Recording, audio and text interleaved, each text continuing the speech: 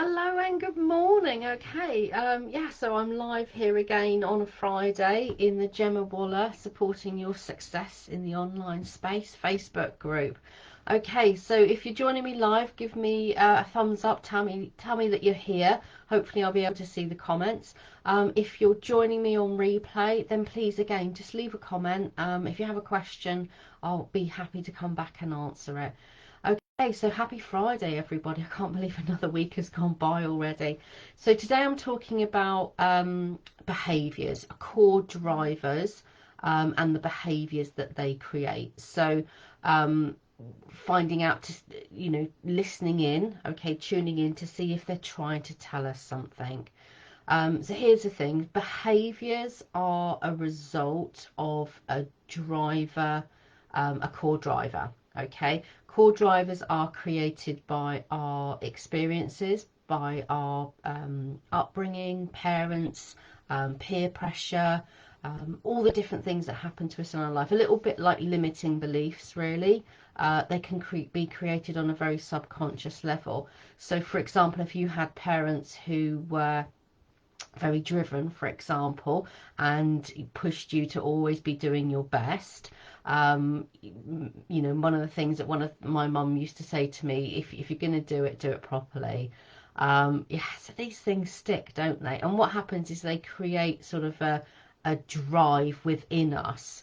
And often when we're put under pressure, this is when our drivers, because they can be really useful, but when we're under pressure, what happens is we tend to overdo them, and we go to extremes.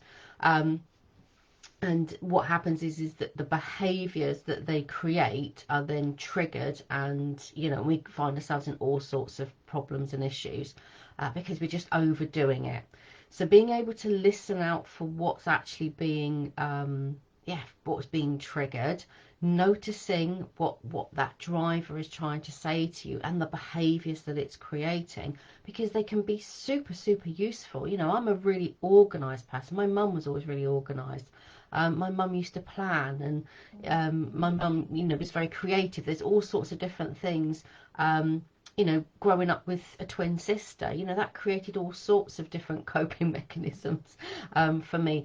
And a lot of these things can be really helpful. So we want to be able to listen in because we want to make them useful. We want to, use them to the best of their ability. So there are, as I see it, 5 core drivers. Okay, be perfect, please others, hurry up, try harder, and be strong. Okay, so be perfect. So that is, we notice if we have a strong core driver for being perfect, often perfectionism is something that we experience. It's triggered again when we're under pressure, or we're in fearful situations or new or different situations. Often that comes out, that looks a lot like wanting to go live but saying, I don't know exactly what I'm going to say, what if I get it wrong, and then we don't go live at all. Launching courses, I spent months and months writing and rewriting and tweaking and polishing all different sort of learning tools and lessons, wanting it all to be perfect, wanting to cover every base. What if somebody else says this, and what if this happens? Yeah, so it just holds us back. And that was my core driver. So using that more effectively means that I get things right. I understand what done looks like, but I can still move forward.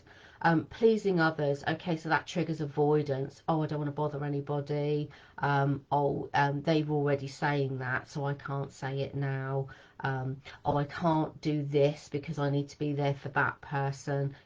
Again, all sorts of ineffective behaviours can be triggered around avoidance. When we need to be showing up consistently, avoidance is the last thing we want to be doing. Hurry up. Yeah, hurry up. Exhaustion basically is what is triggered when we have to keep hurrying up. Or we need to do it quickly. So that's triggered my mum was always in a rush, you know. I knew, because I do it with my kids as well. Come on, we need to be on time. You know, we can't be late. We've got to be there for this. You know, everything had to be done at a million miles an hour, and this can be a really, really destructive behaviour, because, as many of us know, being present is what actually helps us to exist in a calm and productive way. If we're always jumping to the next thing, you know, going too fast, yeah, you're going to miss stuff. You're going to get things wrong. You're going to be exhausted. Trying harder. Okay, so that triggers self-doubt. You know, have I done enough? Do I need to do more? Do I need to learn more?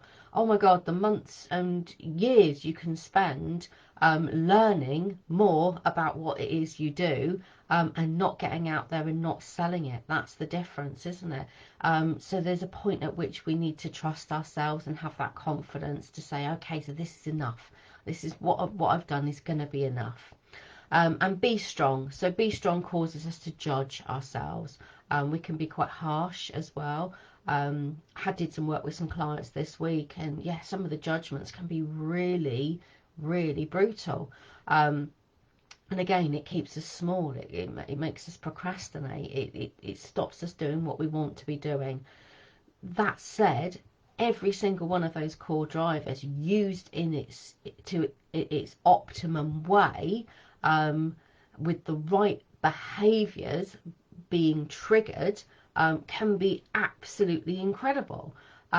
So getting in front of your drivers, getting to know them, getting to notice when you can feel, because you can feel it, you can physically feel your core drivers rising up your body, okay? And when you feel that driver coming up, you know, oh, I need to hurry up, oh, I can't do this, oh, I must be perfect, I've got to do more. When you can feel that, knowing what more effective behavior you can apply to that. So noticing it is the first thing. Okay, what's this trying to tell me? Okay, it's trying to tell me that my core driver for being perfect is going to stop me doing this. Okay, all right, so what's the middle ground? What behavior can you apply? So for me, I like powering through. A lot of my core drivers trigger things like completion compulsion. If I start it, I have to finish. Perfectionism, definitely. And what happens is I often power through on stuff. So a kind of whole combination of all five. Powering through, got to get it done, can't rest until it's finished. So what I do now, because I know that about myself, and I understand that, I can put a strategy in place, such as time boxing, taking a break, you know, planning. Planning is the perfect place to set super amazing boundaries that keep your core drivers in check. Planning encourages you to do your best, but it also lets you know when you're about to do your worst. Okay. So my questions today: when do you find yourself working on autopilot? When are you powering through? Do you tell yourself you should be doing something? When you know your logic is saying, oh, okay, yeah, because your drivers come from here. They come from right in your gut. Okay.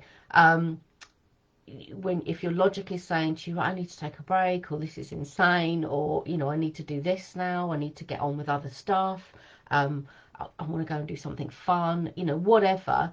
Noticing that, and if you're telling yourself, I can't because I should be doing this, okay, we need to notice that, don't we? So where do you find things like perfectionism getting in your way?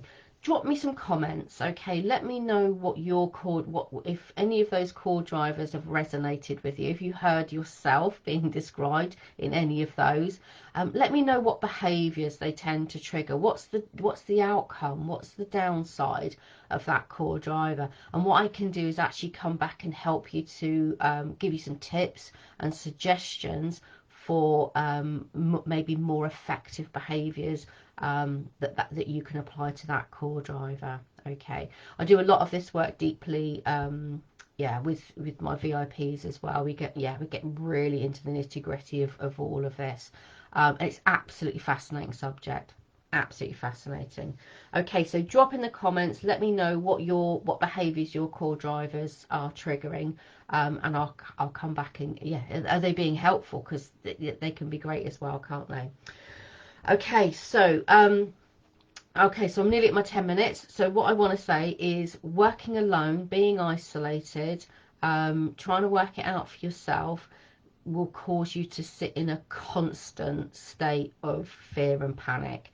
You're going to be feeling pressure all the time if you're trying to work alone. Okay, none of us succeed alone. Okay, so whilst we can be the boss of our business 100%, okay, we all need help and support. I know I need people. My core drivers tell me I need people.